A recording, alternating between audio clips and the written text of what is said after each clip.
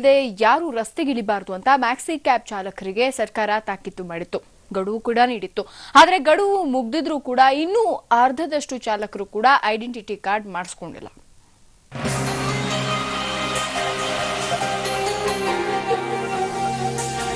ಸಾಲಾಗಿ ನಿಲ್ಲಿಸಿರೋ ವಾಹನಗಳು, ಹನುಮಂತನ ಬಾಲದಂತೆ ಬೆಳೆದಿರೋ ಕ್ಯೂನಲ್ಲಿ ಅಯ್ಯೋ ನಮ್ ಸರದಿ ಯಾವಾಗ ಬರುತ್ತೆ ಅಂತ ಕಾಯ್ತಾ ಇರೋ ಕ್ಯಾಬ್ ಚಾಲಕರು. ಹೇ, ಎಲ್ಲಾರು ಕ್ಯೂನಲ್ಲಿ ಬನ್ರಪ್ಪ ಅಂತ ಟೋಕನ್ ನೀಡ್ತಾ ಇರೋ ಪೊಲೀಸರು.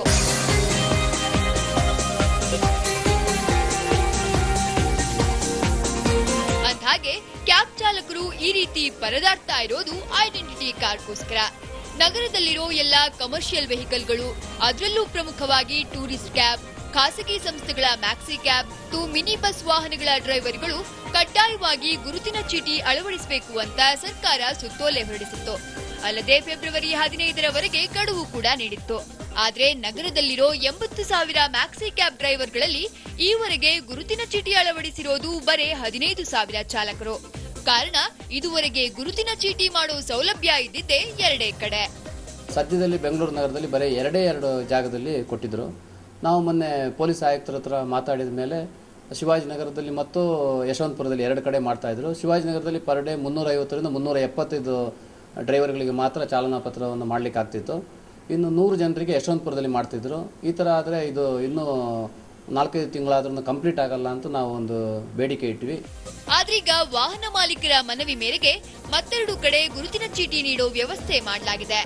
ಈ ಮೊದಲಿದ್ದ ಶಿವಾಜಿನಗರ ಆಯುಕ್ತರ ಕಚೇರಿ ಮತ್ತು ಯಶವಂತಪುರ ಪೊಲೀಸ್ ಠಾಣೆ ಜೊತೆಗೆ ಜಯನಗರ ಮತ್ತು ಸೌತ್ ಎಂಡ್ ಸರ್ಕಲ್ಗಳಲ್ಲಿ ಹೆಚ್ಚುವರಿಯಾಗಿ ಗುರುತಿನ ಚೀಟಿ ವಿತರಣಾ ಕೇಂದ್ರ ತೆರೆಯಲಾಗಿದೆ.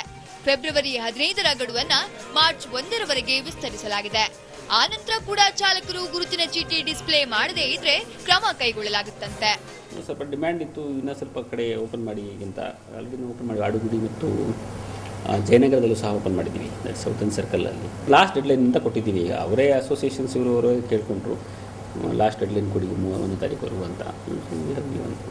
ಸದೂರಿಗೆ ಆಗಲಿಲ್ಲ ಅಂತ ನಾವು ಕ್ರಮ ತಗೊಳ್ತೀವಿ, ಕೇಸ್ ಬುಕ್ ಮಾಡ್ತೀವಿ, ಕೋರ್ಟ್ ಕಳಿಸ್ಬಿಡ್ತೀವಿ. ಈ ರೀತಿ ಗುರುತಿನ ಚೀಟಿ ಕಡ್ಡಾಯ ಮಾಡಿ ಸವಾರರಿಗೆ ಭದ್ರತೆ ಒದಗಿಸೋದು ಪೊಲೀಸ್ ಇಲಾಖೆ ಉದ್ದೇಶ. ರೋಡ್ನಲ್ಲಿ ಟ್ರಾಫಿಕ್ ಪೊಲೀಸರು ಹಿಡಿಯೋ ಮೊದಲೇ ಚಾಲಕರು ಕೂಡ ಆದಷ್ಟು ಬೇಗ ಗುರುತಿನ ಚೀಟಿ ಮಾಡಿಸಿಕೊಂಡ್ರೆ ಒಳ್ಳೆಯದು. ಪೆಮ್ಮಯ್ಯ ಮಾಳೆಯಂಡ, TV9 ಬೆಂಗಳೂರು. ನಾಯಿ ಕೊಡೆಗಳಂತೆ ಹಬ್ಬಿರೋ ಕಾಲೇಜುಗಳಲ್ಲಿ ಅಡ್ಮಿಷನ್ ಪಡೆಯುವ ಮೊದಲು ಒಂದಿಷ್ಟು ಹಿಂದೆ ಮುಂದೆ ನೋಡ್ಕೋಬೇಕು. ಯಾಕಂದ್ರೆ ನೀವೇನಾದ್ರೂ ₹1000 ಕೊಟ್ಟು ಅಡ್ಮಿಷನ್ ಪಡೆದ್ರೆ ಕಥೆ ಅಷ್ಟೇ. ಹೀಗೆ